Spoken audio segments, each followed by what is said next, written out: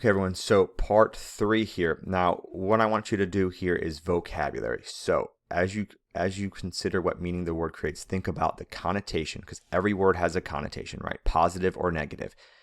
Does it suggest the narrator feels a specific way? It should, right? If the narrator is using more positive words, then they should be feeling that certain way, which should be affecting the tone, which then the tone should be affecting your mood, okay? And I always say this, right?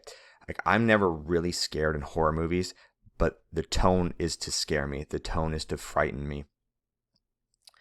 And therefore, my mood should be scared, all right?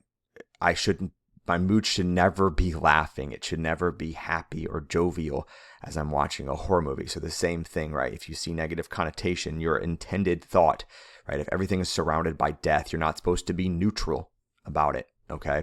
So looking here, they do spell for you. So he was always cold, but the land of gold seemed to hold him like a spell. A state of enchantment or a strong magical influence is what the actual word means.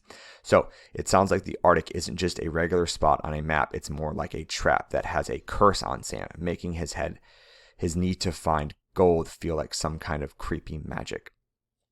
So he's not able to escape the spell. Now, what I wanted you to know here is you can always Google search the words, but you want to make sure that you are looking at how the word is being used in context. So Marge is specifically in Cremation of Sam McGee. So if you come here to Cremation of Sam McGee, and if you didn't know this before, you can come up here and you can search. Now, it doesn't do words like it or he because there's so many that it's not going to find it. But a word specifically like Marge, it'll show you right there. There it is.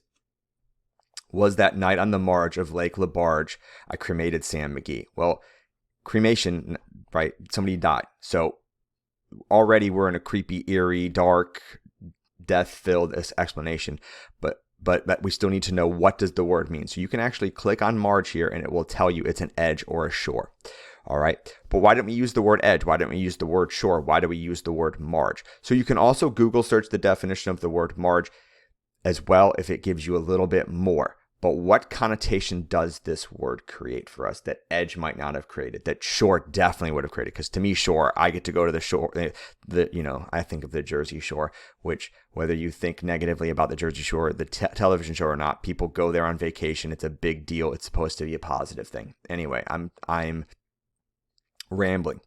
So we're going to tell me the definition of each of these 3 other words, and then here you're going to tell me the connotation. And I do want you to try to write a complete sentence like what she did here.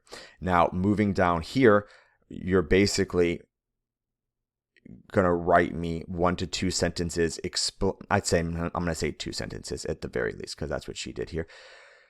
Thus, you've identified the meaning of these words. These words create. What if the writer had used interest, edge, frontships, or group instead? So how would it have changed? How does it change the story? And we were really focusing in this section on how word choice affects writing. It's so important, okay? There are plenty of words that have similar or same meanings, but their connotations are vastly different, right? Dog and mutt, okay?